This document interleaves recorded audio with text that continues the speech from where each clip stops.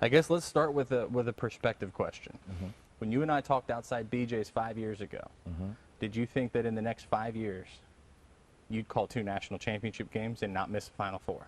To be honest with you, no, I didn't. I just knew that for me, my individual improvement, I knew it could probably take me to a point to where I could get an opportunity to work on multiple Final Fours if I could. But to answer your question directly, no, I did not. I didn't have not a clue. Has it sunk in yet that you just got back from your second title game? You know, at this point, it really hasn't. But when you just work so hard for a common goal that which you want to reach, and you've been just striving to do the best that you can do to reach that goal, you know, sometimes when you actually get to that point, it's just something of naturally thinking that I know that I could try to do my best to get there. And then once I get there, it was like, because I've been working so hard, it was something that I knew I envisioned. I got there, and it was just great for me to have that opportunity. But it haven't sunk in just yet. But I tell you what, it was a great opportunity. I loved it, and it was a totally blessing for me. Which one of the emails that you're going to the Final Four was the one that maybe had the most impact on you? Was it that one in 2018? Was it the next year when you got on the floor for the first time? Was it this year? Actually, it was the second one, 2019, when I actually got on the floor. Yes, the 2018 was very important as well because I was just the alternate. But my ultimate goal was actually to work the game. And then the next year I got the opportunity to work in 2019. So that right there, that email was the one to where I would say, oh, I have worked. I don't want to say that I've arrived, but I met this goal. And it was very important to me. So 2019 was the best email. You go out on the floor in Houston, second one in your home state, just a couple hours down the road, and you know the last few times the Final Four's been in Houston, it's been a wacky Final Four. Either a double buzzer beater to end it. Correct. Yeah, 2 11 seeds make the Final Four the last time it's there, and now this year you have you're a 14-point collapse from seeing the first team seeded 9th or worse to make the title game. Correct.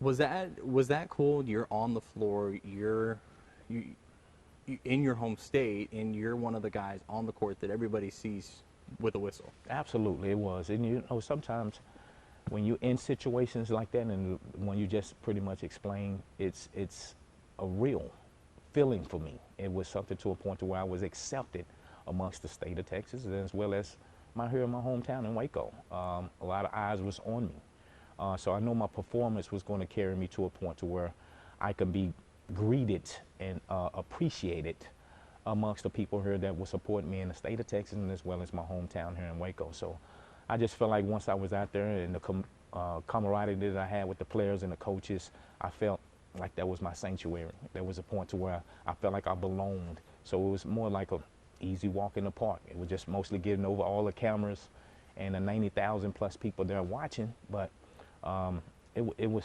very surreal for me. It was great. I loved it. It was a good blessing. How hard was it to think about where you were at that point when you think about when you played here?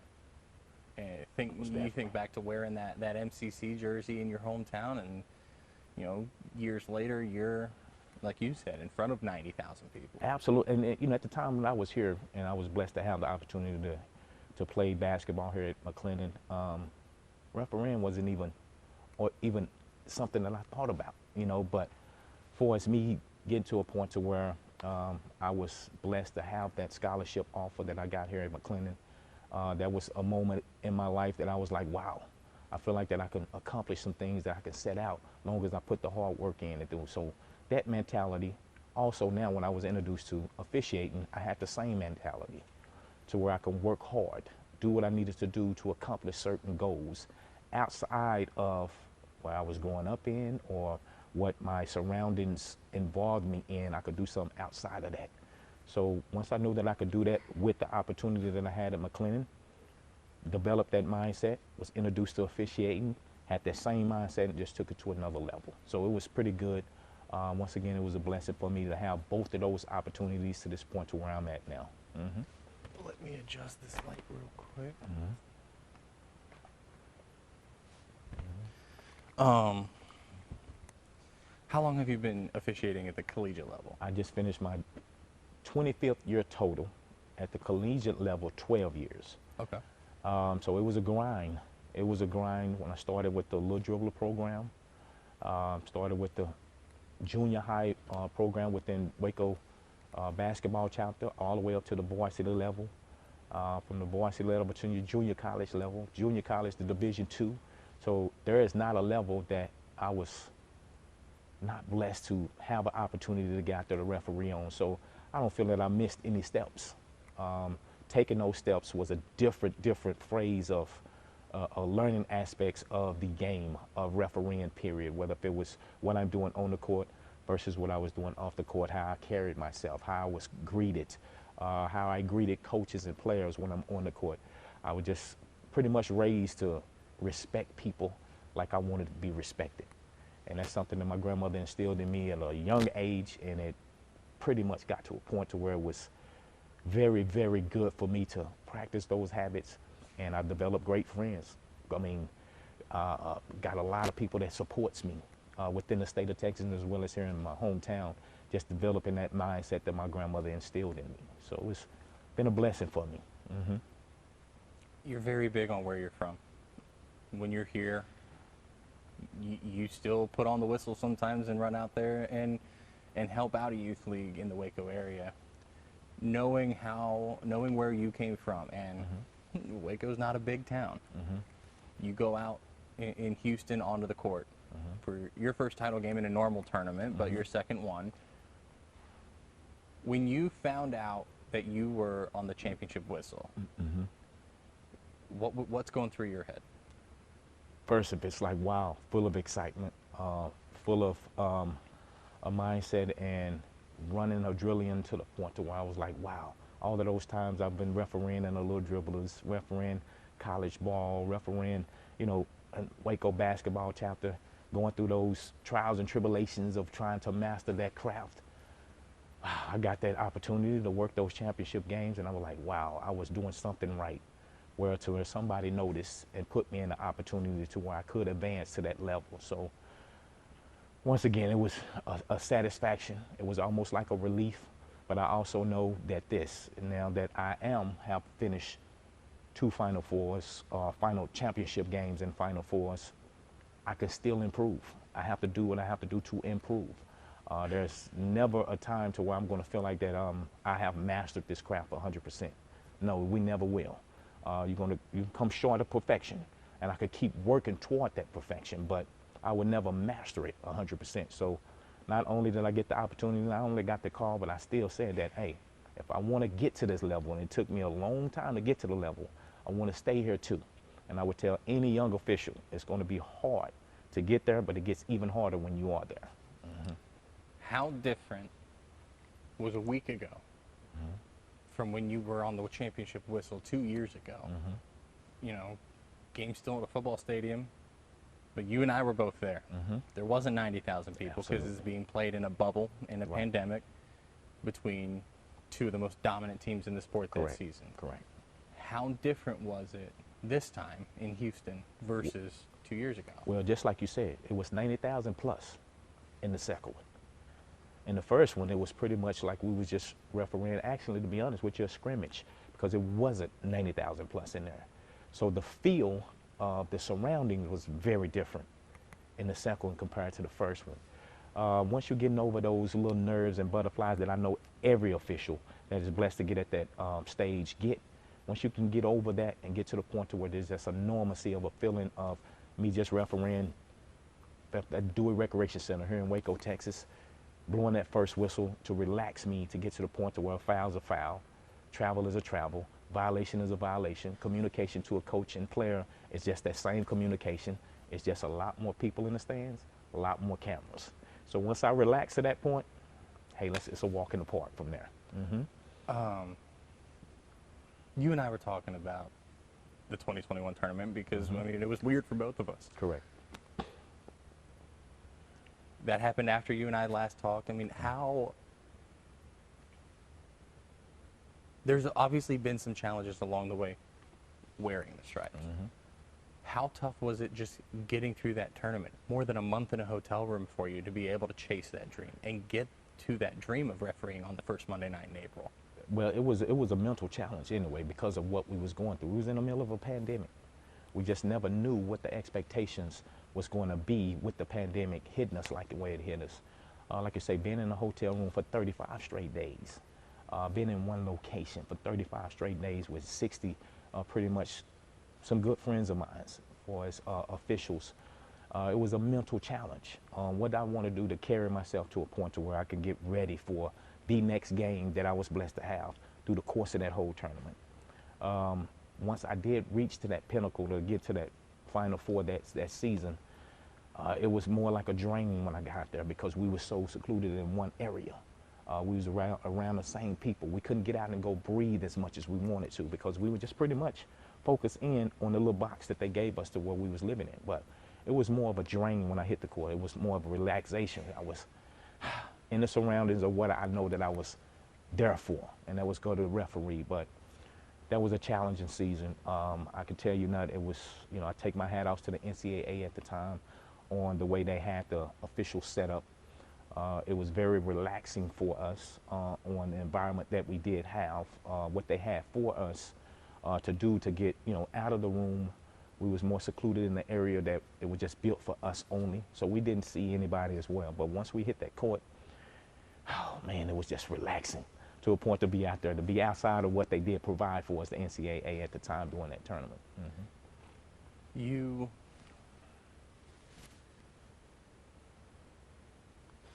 trying to think of how I want to word this. I don't know if you are aware, but some of the computer metrics that are even included on those team sheets in the net rankings, they include computerized referee rankings and ratings. And this year, you rated as the top official in Division I men's basketball. Yeah.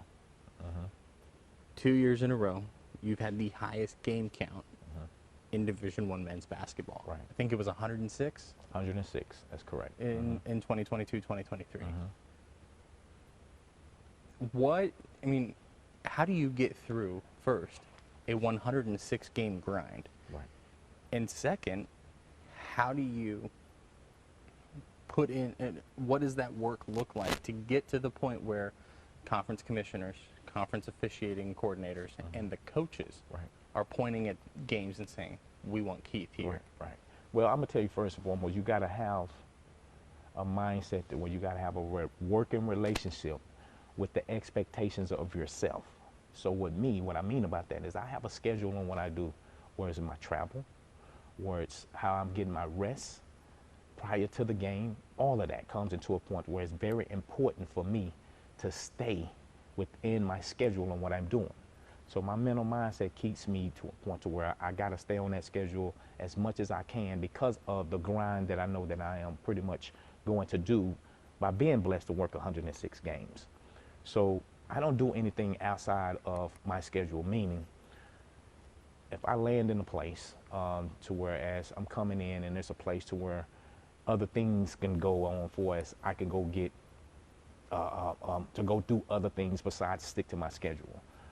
That's taken away from my sleep or the time that I need to wind down and get ready for the night's game. I don't do a lot of those type of things.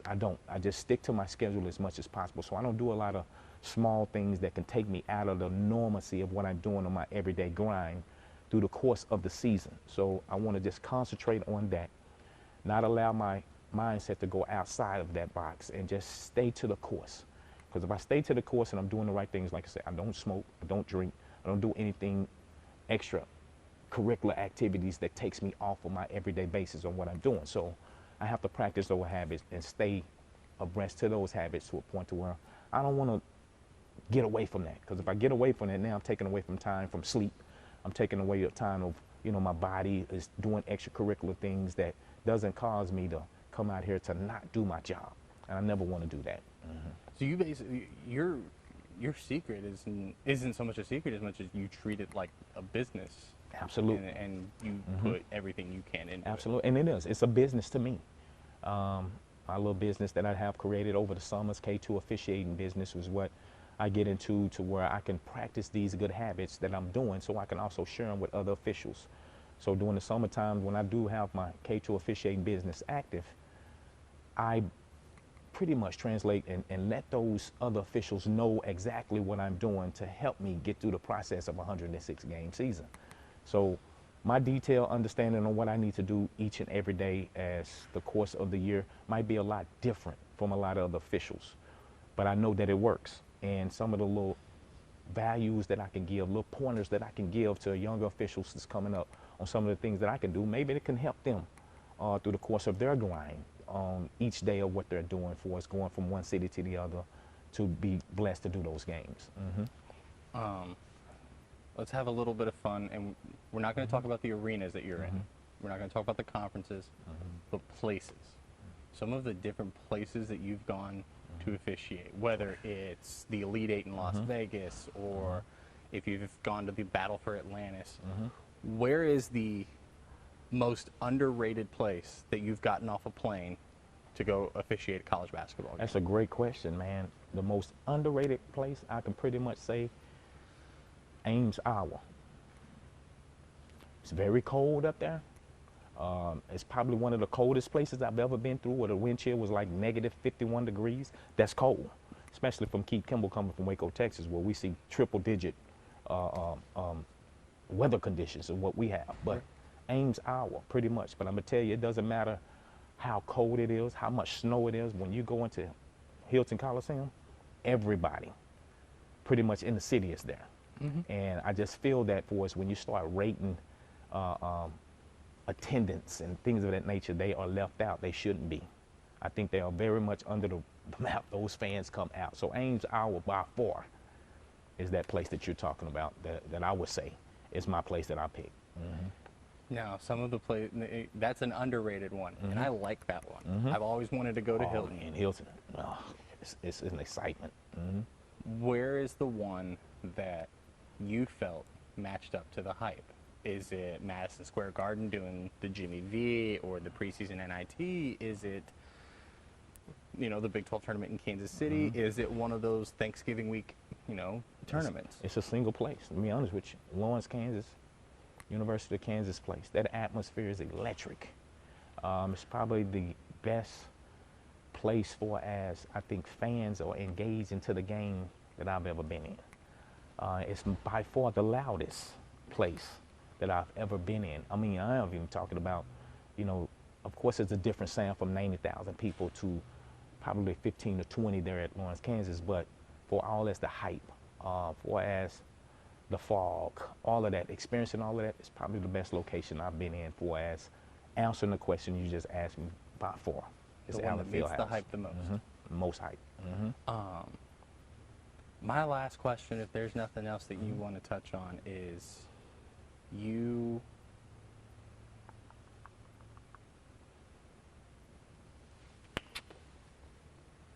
lost my train of thought a little bit. 5 years ago was your first Final Four. You've been in every one since. Yes. The only one in the sport to have been in every one since. Wow. The expansion of your schedule. When we talked last time, mostly, Big 12 SEC, Correct. a little bit of Pac-12, a little bit of Big 10, not so much ACC. You look at your schedule now, all 5 Power 5 leagues, the American, the Big East, still sprinkling in some mid-majors in there too. You got Correct. some SWAC games, you got some SoCon games. To go from most of your games coming from 4 leagues to almost all 36 are asking for you to come and do a game. Correct. I mean, did you see, take the Final Fours out of the equation, take the NCAA tournaments out of the equation, that schedule expansion alone, did you see that coming 5 years ago? I didn't. Only thing, like I told you at the beginning, my work ethic, I think really speaks for itself. I'm not the one that's going to, talking to supervisors, befriending supervisors, trying to get the upper hand with supervisors, what that goes on in our profession. It really does. With me, I just let my work speak for itself. One thing I do know in this business, when coaches see the effort of officials and they feel comfortable with the effort of officials and they can be approachable with that effort as well as that individual official they point out, they're going to want you, they're going to request you. And I'm a firm believer a supervisor is no good at providing officials only with the work of the official that supervisor provide, what sets that supervisor different from any other supervisor. So the product that supervisor gives us and me being part of that product, if an individual coach sees my work ethic, I'm very approachable, they feel comfortable with me, they're going to ask that supervisor to request me a little bit more. So remember what I said, the coaches pretty much in college, just my opinion, runs the game. So the supervisor reflection on how that supervisor looks good, when that coach requests, saying that I'm doing my work, that supervisor has no choice but possibly to give me that opportunity to work for that coach. So when many coaches are doing it, then you have the same pretty much effect. You could be wanted as much as possible. But I just think my work ethic, my approachability, my professionalism pretty much helps me put myself in a position to where I am wanted from coaches in that way. Mm-hmm. Elad, I do have one or two more.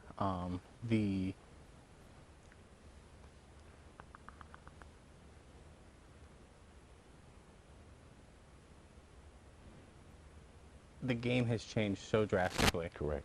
Mm-hmm. Some of it doesn't have anything to do with the officials, like Mm-hmm. NIL. But some of it, you know, since you and I talked last, the three-point line got moved back Right. again. Mm-hmm. The shot clock has changed. Mm-hmm. Timeouts are different now. Mm-hmm. Is there a change that sticks out most in the last 5 years that has changed the game from your perspective with the whistle more than anything else? Well, I would say this, you know, I think for us at the college level, what these individual players do, they do a lot of things in our game in the college level, a reflection of what they see in the NBA. And it's just my opinion. I just look at players in the NBA, they do a lot of flopping, they do a lot of consistently complaining to referees and things of that nature. And it's kind of rubbing down to us in the college area. So I think what the NCAA has done to get to a point to where we can be on the same page of stopping that, the flop rule is an example.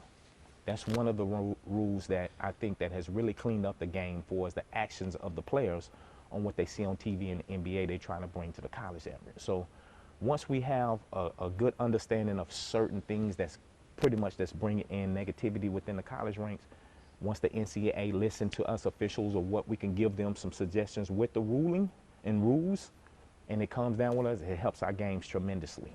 So just one point is example is the flop. We do have flopping situations of what the performance in the post, or whether if it's jump shots, jump shooters, whether they can land anything or how they feel if they're trying to fake contact or things of that nature. We have a rule in place to stop that.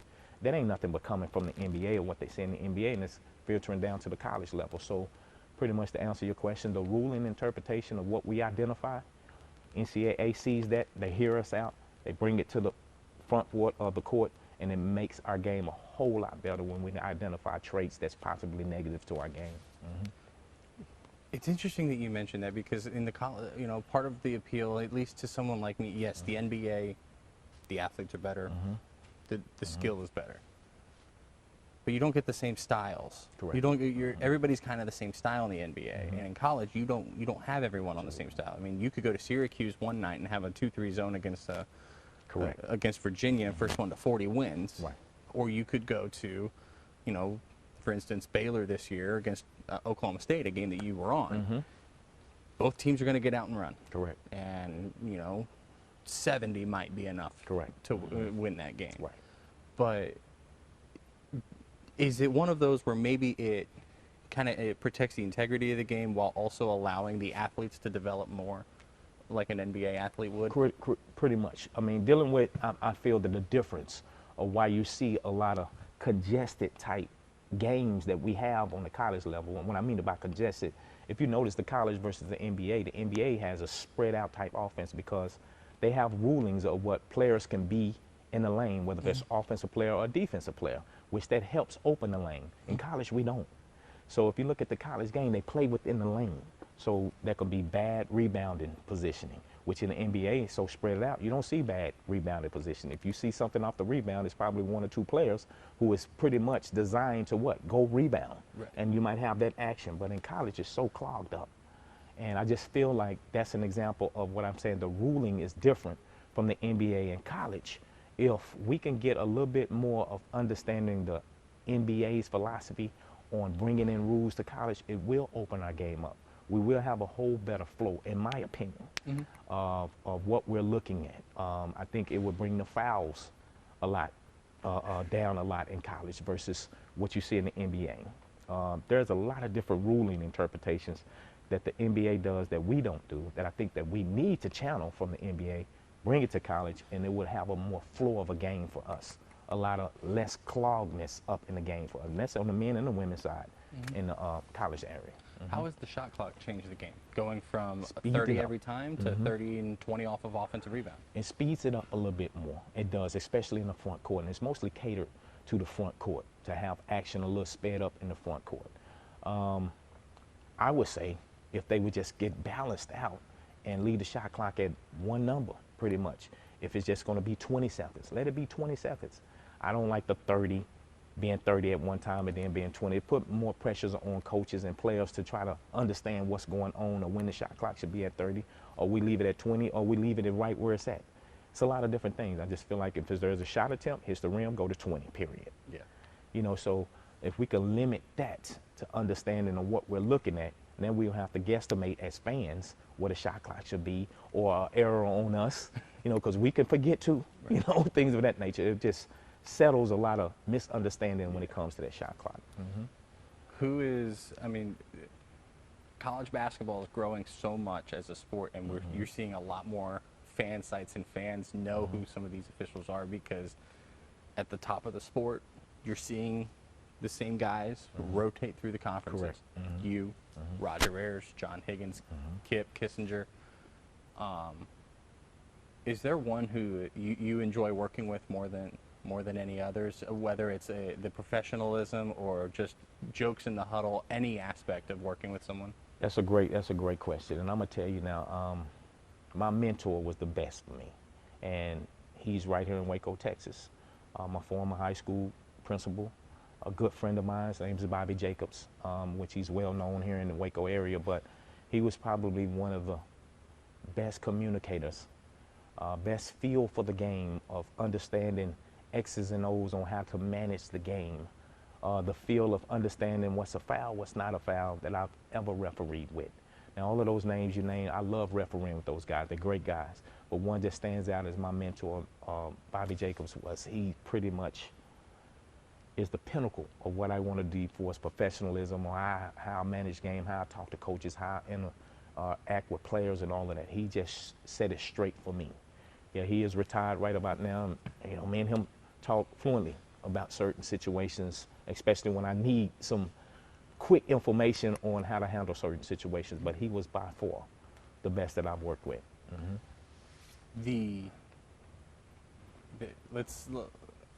Let's talk to someone who's on the basketball team at Waco High, may or may not have a collegiate opportunity to go play ball, wants to stay around the game. What is the biggest piece of advice or the biggest thing that you would want someone to say before they say, you know, I could go officiate? Great question. And that's pretty what my business concentrate on right now in the summertime with K2 officiating. And what I focus in on when I can see a talent, that somebody that loves the game, that can come to the officiating side, the first thing that I talk to them about is understanding crowd control. Because your first game, if you're coming out, if you can get over the effect of the crowd, whatever they saying to you, if you can focus in on that and just focus in on the game, you have a chance to be successful with refereeing. But a lot of young officials come into today's officiating stability, they can't get over the crowd.